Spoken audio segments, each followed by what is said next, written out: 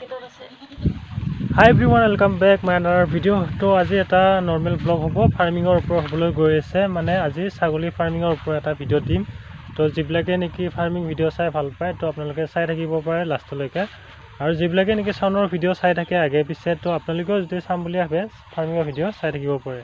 আৰু মোৰে হয় আজি ফাৰ্মিংখন ছাগলী তো আপোনালোকক দেখুৱাই আছো মানে বছৰি কিমান ইনকাম হয় লাভ হয় নে লছ হয় এইবিলাক আপোনালোকক দেখুৱাই আছো আৰু কি জাতৰ ছাগলী এইবিলাকো আপোনালোকে গম পাব ভিডিওটো একদম লাষ্টলৈকে চাই থাকক স্কিপ নকৰিব আৰু যদি চেনেলটো নতুনকৈ হৈছে সাবস্ক্ৰাইব কৰি যাব লাইক কৰিব কমেন্ট কৰিব কৰ পৰা চাই আছে চাই থাকক ফাৰ্মখনৰ বিষয়ে সম্পূৰ্ণ লাষ্টলৈকে আৰু কিবা জানিব থাকিলে কমেন্ট কৰি সুধিব তো এয়া আপোনালোকে দেখিবলৈ পাইছে মোৰ ছাগলী ফাৰ্মিং তো আপোনালোকেও যদি এনেকুৱা ছাগলী ফাৰ্মিং কৰিম বুলি ভাবি আছে একদম ভিডিওটো লাষ্টলৈকে চাই যাওক কি প্ৰজাতিৰ ছাগলী কৰিব লাগে আৰু কৰিব বিচাৰিছে কৰিব পাৰে আৰু বছৰি কিমান ইনকাম হয় হেও মই জনাম কিমান প্ৰফিট থাকে হেও গম পাব আপোনালোকে তো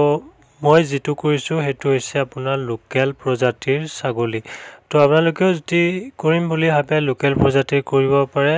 মানে লোকেল প্ৰজাতিৰ ছাগলী ফাৰ্মিং কৰিলে কি হয় আপোনালোকৰ মানে বেমাৰ আজাৰটো অকমান কম হ'ব আৰু যেটো নেকি হাইব্ৰিড প্ৰজাতিৰ থাকে চিৰহি বা ব্ৰিটেল বিলাক এনে ধৰণৰ ছাগলী বিলাক কৰিলে অকমান মানে যত্নটো বেছি ল'ব লাগে আৰু সাবচিকনতাটো বেছি ৰাখিব লাগে হুনকালে নহলে হুনকালে বেমাৰ হোৱাৰ চান্সটো থাকে আৰু অকমান বেমাৰ হলে আপোনালোকে পুৰা চিকিৎসা কৰিব লাগে আৰু এই লোকেল ছাগলী বিলাক অকমান যদিও বেমাৰ হয় কেতিয়াবা তথাপিতো আপোনালোকে মানে ধৰক সময় দিব আপোনাক ট্ৰিটমেন্ট কৰিব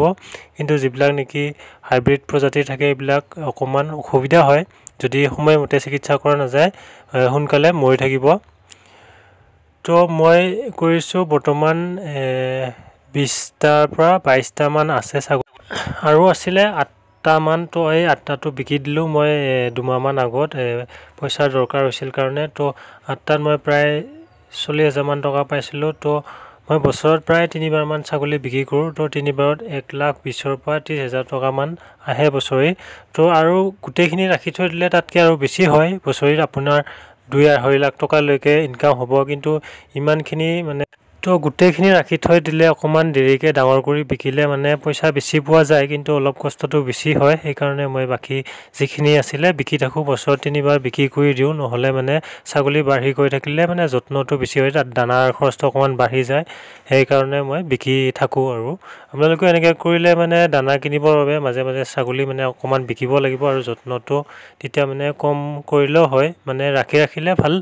পইচাটো অকমান বেছি পোৱা যায় যদিও মানে কষ্টটো অকমান বেছি কৰিম বুলি ভাবিলে বা মানুহ ৰাখি কৰিম বুলি ভাবিলে তেনেহলে আপোনালোকে এনেকৈ কৰিব পাৰে আৰু যিবিলাক নেকি পোৱালি দিয়ে এনেকৈ মই বাস্কেটত ৰাখো ঠাণ্ডাৰ কাৰণে ঠাণ্ডা নাপাবৰ কাৰণে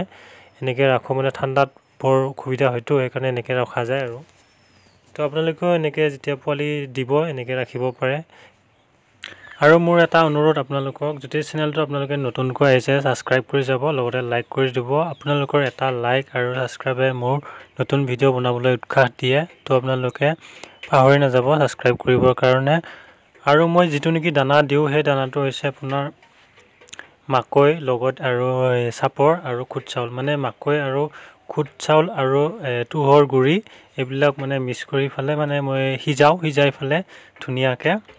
পিছত দি দিও লগত মানে সাপৰটো কেঁচাই দিয়া হয় মানে এই সাপৰটো লগত মিক্স কৰা নাযায় মানে সিজা দানাখিনিৰ লগত সাপৰটো মানে মই এক্সট্ৰাকে দিও তো গম পালে আপোনালোকে দানা কি দিও লগত নিমখ দিব লাগে আৰু যেতিয়া আপোনালোকে মাহত বছৰত 3বাৰ লিভাৰ ড্ৰপ খুৱাব লাগিব আৰু পেলুৰ দৰব 3বাৰ খুৱাব লাগিব লিভাৰ 3বাৰ পেলুৰ 3বাৰ মই বছৰত 3বাৰ খোৱা কথা কৈছো দেই ফাৰ্মিং ভিডিও এতিয়া নতুন আহি থাকিব আৰু লগত চাউনৰ মাজে মাজে পাই থাকিব তো আপোনালোকে দুইটাই চাই থাকিব